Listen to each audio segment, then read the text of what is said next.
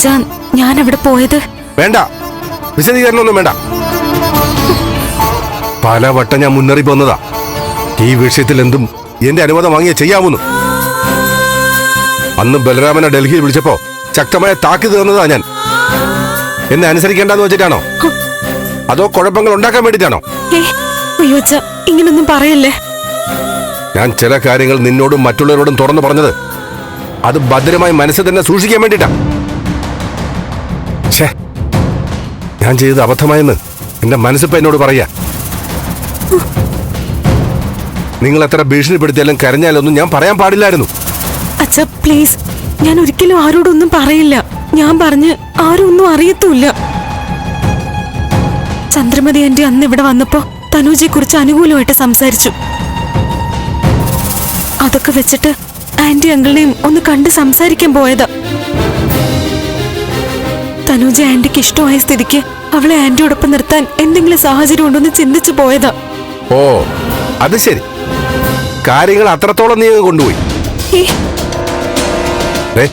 ഇതെന്റെ ലാസ്റ്റ് വാർണിംഗാ. ഈ കാര്യത്തിൽ ഇനി ഇതുപോലെ വിഡ്ഢിത്തരങ്ങൾ ആവർത്തിക്കരുത്. അച്ഛാ, ഞാൻ നിന്റെ ഉദ്ദേശശുദ്ധി മനസ്സിലാക്കാം. പക്ഷേ കാര്യങ്ങൾ നീ വിചാരിക്കും പോലെയൊന്നും അല്ല, അതെനിക്ക് ഉറപ്പുണ്ട്. മോളെ, നിന്നോട് എനിക്ക് സ്നേഹവും വാത്സല്യവും ഒക്കെ തന്നെയാ. അതുകൊണ്ടാണ് ഞാൻ ഈ പറയുന്നത്. വേണ്ട മോളെ, ഇത് ഞാൻ നോക്കിക്കോളാം. അല്ലെങ്കിൽ ഇത് നിങ്ങളുടെ കുടുംബ ബന്ധത്തെ ബാധിക്കും. നീയും നന്ദനും നിങ്ങളുടെ കാര്യങ്ങൾ ശ്രദ്ധിക്കുക. ഇതെനിക്ക് വിട്ടേരെ. ബലരാമന്റെ മാനസികാവസ്ഥ എന്താണെന്ന് എനിക്കോ നിനക്കോ ഊഹിച്ചെടുക്കാൻ പറ്റില്ല. വീണ്ടും വിചാരമില്ലാതെ അയാൾ എന്തെങ്കിലും ചെയ്താൽ അത് നമ്മളെ ബാധിക്കും.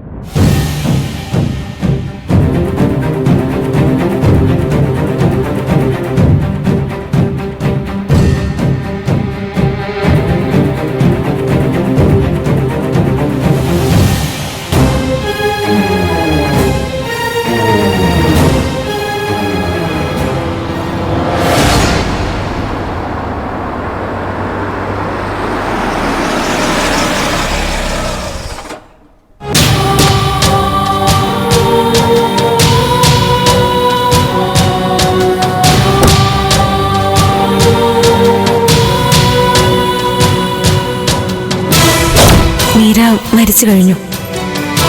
അതൊരു വലിയ ശൂന്യതയാണ്. അവിടേക്ക് ഒരു മകളായിട്ട് കണ്ട് തനൂജയെ നിർത്തിക്കൂടെ?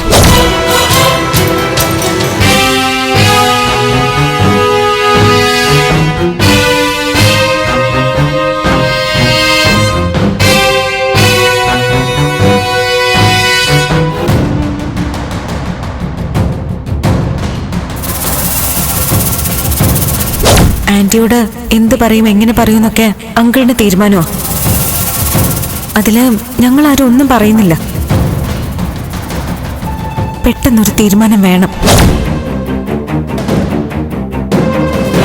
ഫ്ലവേഴ്സ് സ്മാർട്ട് ഷോ ശനി ഞായർ ദിവസങ്ങളിൽ രാത്രി 9:30 ഫ്ലവേഴ്സിൽ.